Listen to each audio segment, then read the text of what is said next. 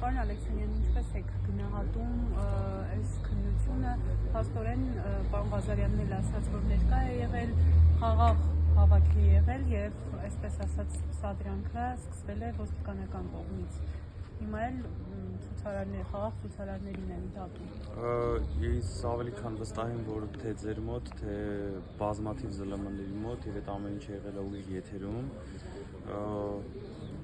թե հանրությունը, թե դուք, թե մեծ իմաստամբ իրավապահ ավելի քան համոզմունք ունեն եւ տեսել են դա փաստը, որ եղել է խաղաղ ակցիա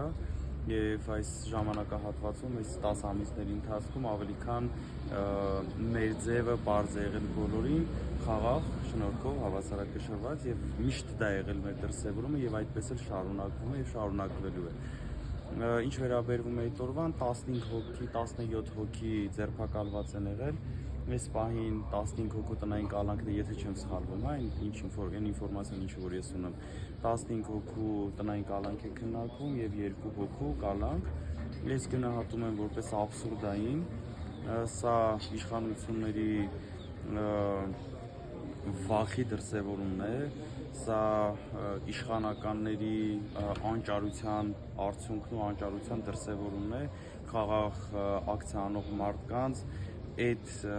տիպի վերցնել, քաշքշել մարմնական, մեր վաղինակը մարմնական վնասվածքներ է ստացել ու մարմնական տուժողին փաստով, տուժողին տանում են կալանքի, դա աբսուրդի ժանրից է, բայց առիթը կօգտագործեմ ու կասեմ, որ թող իմանան, բազմիցս նշել եմ, որ նմանատիպ փոքրիկ բաներով մեզ չեն վախեցնի, մեր հանրությանը բացարձակապես չեն վախեցնի, անցած անգամ էլ կոչ արեցի իրենց խաղաղվել, հանգստանալ, այս պայքարը հանուն մեր Հայաստանի Հանրապետության պայքարա, այս պայքարը հանուն մեր հայազգի, մեր պետականության ու մեր առհասարակ մեր հայի երեսի ու հայի ուղիղ մեջքով կանգնելու պայքարա։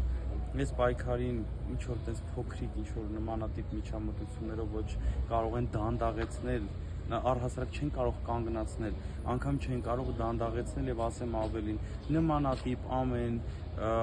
անօրինական որևիցե գործողության արդյունքում ավելի շատ է թափ հավաքում մեր շարժումը, ավելի շատ է թափ հավաքում այս ամեն ինչը։ Վերցնում են մի հոգու, եթե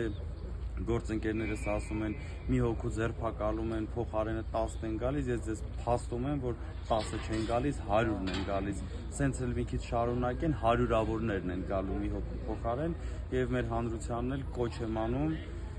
եկեք, միացեք, Սամվել Կարապետյանը միայն կարող է բերել փոփոխություն եւ ուժեղ Հայաստան կարող ենք ունենալ միայն Սամվել Կարապետյանի հետ։ Եկեք միացեք, որ ունենանք ուժեղ Հայաստան։ Շնորհակալ եմ։